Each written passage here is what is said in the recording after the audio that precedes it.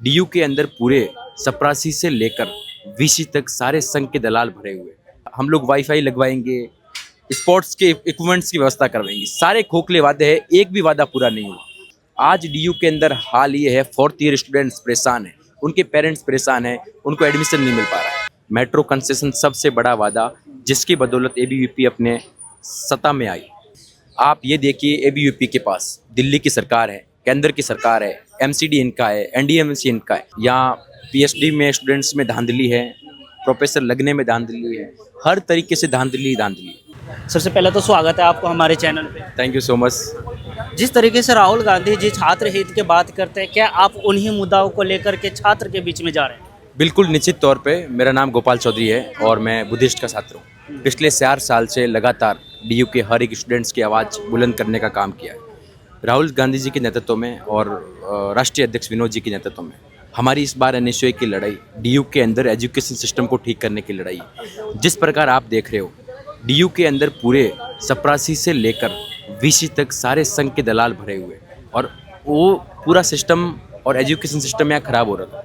Regular classes नहीं होती, बच्चे बहुत परेशान हैं, तमाम मुद्दे, बेसिक फैसिलिटीज़ के स्टूडेंट्स को लड़ना पड़ता है। आप देखिए, हाल यहाँ है, स्टूडेंट्स को पीने का पानी नहीं मिलता और हालात ऐसी है। डिजिटल क्लासरूम की बात हो, क्लास के अंदर एसी की बात हो, पीने के पानी की बात हो, हाइजीनिक वॉशरूम की बात हो, पूरी तरह ख़राब सिस्टम है। सड़े गले सिस्टम को जगाने के लिए हमारी लड़ाई है और इस बार 18 तारीख को डीयू के अंदर चुनाव है।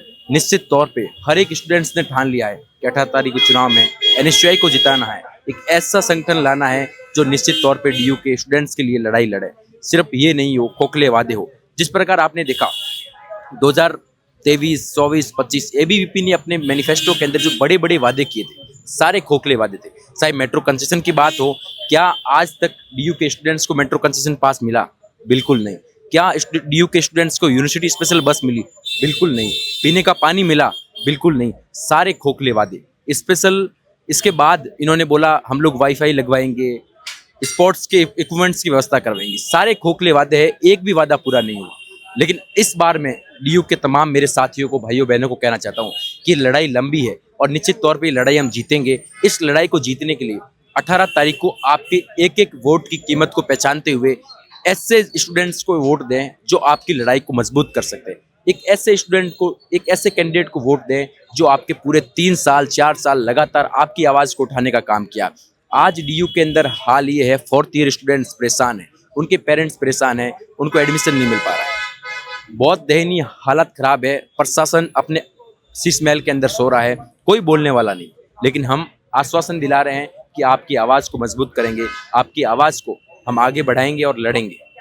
अगर एनएसयूआई आप पे भरोसा जताता है, अगर आप यहाँ से इलेक्ट हो जाते हैं, तो फिर आप सबसे पहले किन मुद्दों पे काम करेंगे? मेरी लड़ाई बेसिक फैसिलिटीज़ की है, बेसिक्स राइट्स की है। स्टूडेंट्स पीने को पानी नहीं मिल पा रहा है, स्टूडेंट्स को क्लासरूम के अंदर एसी नहीं है। दिल्ली के अंदर भयंकर तपती गर्मी के दौरान स्टूडेंट्स को घंटों घंटों लगातार बिना पंखे, बिना एसी के अंदर क्लासेस के अंदर बैठना पड़ता है और कैंटीन के अंदर सही खाना नहीं मिल पा रहा है, कैंटीन के अंदर एसी नहीं है, ग्राउंड पूरा खराब हो रखा है, हर कॉलेज के हालात बहुत बुरे हैं। जिस डीयू की, वर्ल्ड क्लास डीयू की हम बात कर रहे हैं, वही डीयू के हालात बहुत बुरे हैं। सीयूटी जैसे बड़े एग्जाम को क्रैक करके स्टूडेंट्स डीयू में आ तो जाते हैं, उनके सपने बहुत बड़े होते हैं, लेकिन उनके सपने को साकार नहीं किया जा सकता। उनके सपनों को तोड़ा जा रहा है, उनके सपनों को मरोड़ा जा रहा है। जिस तरीके से एबीवीपी जो पिछले साल के जो चुनाव हुआ था, उसमें मैनिफेस्टो में उन्होंने ये कहा था कि जो मेट्रो पास है उस पर 20% का डिस्काउंट होगा। अभी तक ऐसा कुछ देखने को नहीं मिला। क्या वादाएं सिर्फ मैनिफेस्टो में होता है, ग्राउंड पे नहीं? बिल्कुल निश्चित तौर पे मैं 2-3 चुनाव देख सकता हूँ। स्पेशली हर साल नए चुनाव आते हैं, हर साल अपने कैंडिडेट के अपने मैनिफेस्टो होता है, लेकिन सारे खोखले, सारे झूठे वादे। मेट्रो कंसेशन सबसे बड़ा वादा जिसकी बदौलत एबीवीपी अपने सत्ता में आई और वो सारे झूठे वादे थे। मेट्रो कंसेशन पास नहीं मिला स्टूडेंट्स को पीने का पानी नहीं मिल पा रहा है, सब लोग अपनी रोटियां सेकने तुले हुए हैं। लेकिन मैं आश्वासन दिला रहा हूँ कि मेरे डीयू के भाई बहनों की आवाज़ को बुलंद करूँगा, उनके हक और उनके अधिकार की लड़ाई मैं मजबूती से इस बार पेश करूँगा।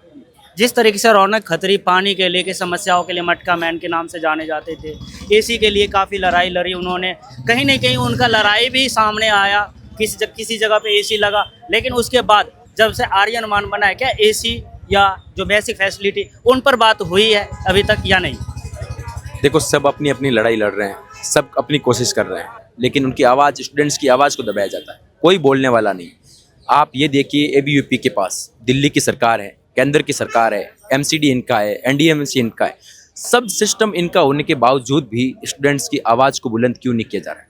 स्टूडेंट्स की फैसिलिटीज़ को क्यों नहीं बढ़ाया जा रहा है? हर साल लाखों स्टूडेंट्स के जेब से पैसे हजारों लिए जाते हैं, लेकिन जब फैसिलिटीज़ की बात आती है तब इनको फैसिलिटीज जीरो करके दे दी जाती है। बहुत बुरे हाल है और इस हाल को सही सुधारने के लिए हर एक डीयू के स्टूडेंट्स की ज़रूरत है। और इस बार निश्चित तौर पे जैन जी ने ये ठाना है, डीयू में बदलाव लाना है और ला कर रहेंगे, और डीयू के अंदर एजुकेशन सिस्टम को ठीक करेंगे। धर्मेंद्र प्रधान के इस्तीफे से नहीं, बल्कि हम चाहते हैं डीयू के अंदर एक ऐसा सिस्टम हो जो पूरी पारदर्शिता रखें, एडमिशन से लेकर रिजल्ट तक पूरी तरह पारदर्शिता हो। हमारी लड़ाई यही जीतेंगे।